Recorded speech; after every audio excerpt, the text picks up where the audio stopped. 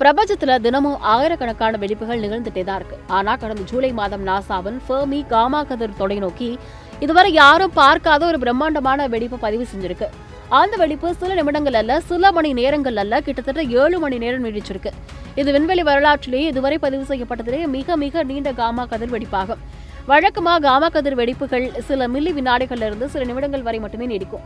ஆனா GRB 250702b அப்படின்னு பெயரிடப்பட்டுள்ள இந்த வெடிப்பு 7 மணி நேரம் நீடிச்சதோடு விட்டு விட்டு மீண்டும் மீண்டும் வெடித்து சிதறியிருக்கு. இதில் இந்த வினோதமான செயல்பாடு விஞ்ஞானிகளையே திகைக்க வைத்திருக்கு அப்படின்னு சொல்லலாம்.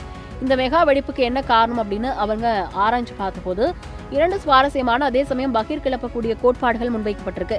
முதலாவது, இது ஒரு நடுத்தர எடை கொண்ட கருத்துளையின் வேலையாக இருக்கலாம் அப்படின்னு சொல்றாங்க.